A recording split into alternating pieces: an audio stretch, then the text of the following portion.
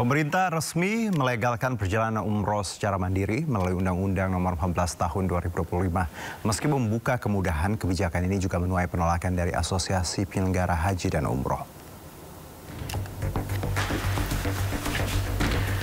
Pemerintah resmi memperbolehkan pelaksanaan ibadah umroh secara mandiri tanpa harus melalui Biro Perjalanan Umroh. Ketentuan ini tertuang dalam Undang-Undang Nomor 14 Tahun 2025 dan mulai berlaku setelah diundangkan. Dengan demikian, jemaah kini memiliki keleluasaan mengatur sendiri perjalanan umroh, termasuk pengurusan visa, tiket, akomodasi, dan kebutuhan ritual tanpa melalui pihak ketiga.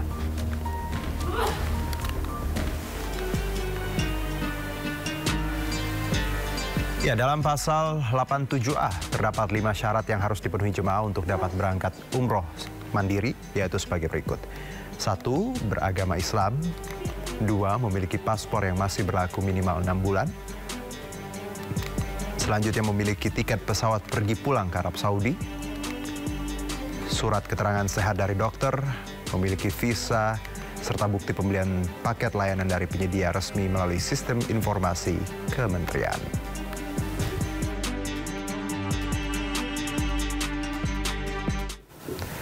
Ya, pemirsa, setahun pemerintahan Prabowo Gibran ditandai dengan berubahnya struktur Kementerian Badan Penyelenggara Haji dan Umroh berubah menjadi Kementerian Haji. Sementara Kementerian Badan Usaha Milik Negara turun status menjadi Badan Pengaturan BUMN.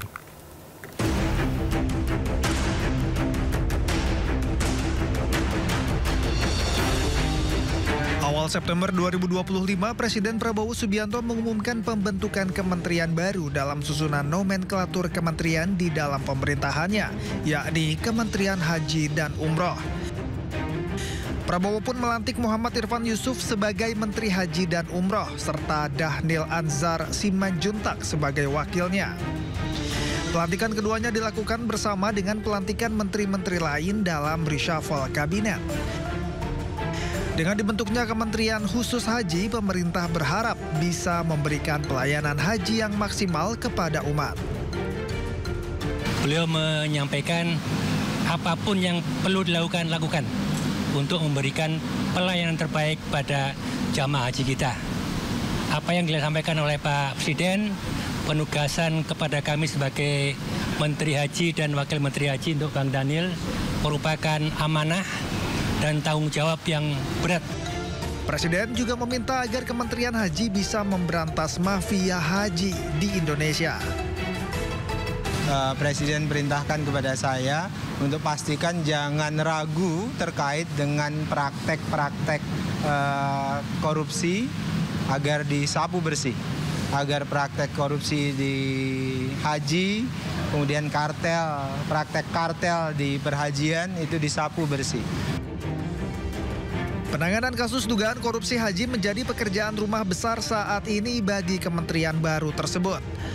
Komisi Pemberantasan Korupsi telah menyita sejumlah uang dan aset terkait kasus dugaan korupsi kuota haji, termasuk milik mantan Menteri Agama era Presiden Joko Widodo, Yakut Khalil Qomas. Usai perkara naik ke penyidikan, KPK lalu mencegah Yakut bepergian ke luar negeri. Sementara BP Haji naik menjadi Kementerian BUMN justru berganti menjadi Badan Pengaturan BUMN. Keputusan ini tercantum saat pengesahan rancangan undang-undang tentang Badan Usaha Milik Negara oleh BUMN awal Oktober 2025. Dan keempat, atas Undang-Undang Nomor 19 Tahun 2003 tentang Badan Usaha Milik Negara, apakah dapat disetujui untuk disahkan menjadi undang-undang? Pengesahan RUU BUMN dilakukan setelah Komisi 6 DPR RI bersama pemerintah resmi menyetujui RUU tersebut.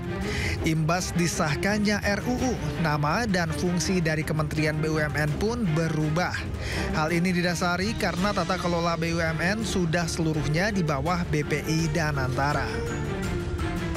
Ketua DPR RI Puan Maharani pun mengingatkan agar perubahan Kementerian BUMN menjadi BP BUMN ini bisa berjalan dengan baik tanpa menimbulkan tumpang tindih antara regulator dan operator.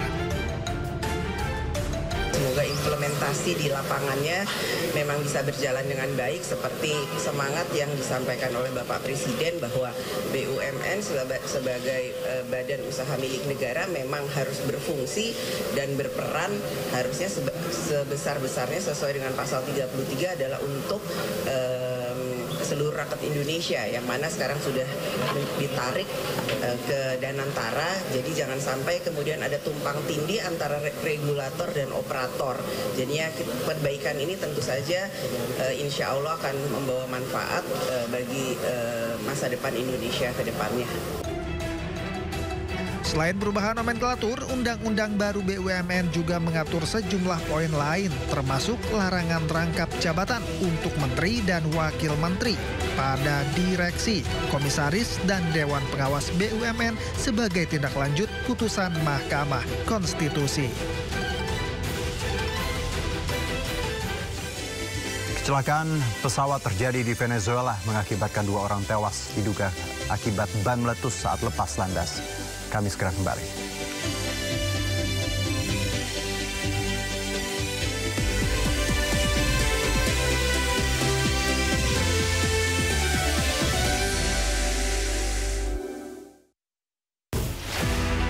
Daru itu meninggal bukan karena bunuh diri. Ternyata banyak SPPG baru itu ingin mengejar jumlah pelayanan yang besar.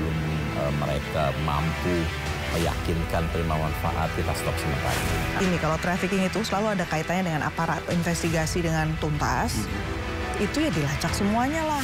Jangan lewatkan One on One, Senin pukul 8:30 malam di Sindo News TV. Menguak kasus hukum dan politik di Indonesia. Hukum itu menuntun bangsa Indonesia menuju kemajuan. Mengedepankan objektivitas dan juga fakta yang ilmiah. KN ini merupakan oknum TNI Angkatan Darat. Membahas setiap cerita dari banyak sudut pandang. Kan polisi kan manusia, bukan robot. Saya nggak lihat itu dari pemerhati HAM ke sana. Inside Story, Selasa, pukul 8:30 malam di Sindo News TV. Ragam peristiwa terjadi di banyak tempat. Menelantarkan bayi berusia 3 bulan. Ditemukan narkoba di dalam rumah. Menabrak tiang pipa milik perusahaan minyak dan gas asing. Mengabarkan secara update dan faktual. Warga pun ramai-ramai berjibaku mengevakuasi mobil. Harus menyeberangi sungai Cikaso. Yang menampilkan sejumlah alat yang rusak. Setelah nekat meracik obat. Sindo Files, setiap Senin sampai Jumat jam 6 sore di Sindo News TV. Isu terhangat sepekan terakhir. Ketujuh Republik Indonesia, Joko Widodo menduga ada agenda politik besar. Polisi merilis merek beras premium yang diduga dia. Rangkuman berita viral. Sekolah rakyat gratis sangka kasus dugaan korupsi tata kelola minyak mentah. Sopir truk di Subang, Jawa Barat melakukan aksi mogok kerja. Temukan semua informasinya di Top Issue setiap Sabtu dan Minggu di Sindo News TV. Sumber berita aktual tersaji lengkap di sini. 7 pelaku dalam kasus Hezbollah meluncurkan Sindo Today. Satres narkoba. Hujan deras disertai mobil rombongan wartawan. Sindosia. Korban meninggal dunia dan Indonesia, 100 orang terluka dalam. Sindo Sore. Kobaran api besar banjir setinggi 7. Hati berjabat tangan dan berbincang. Sindo Malam. Sindo News TV Beyond Headline.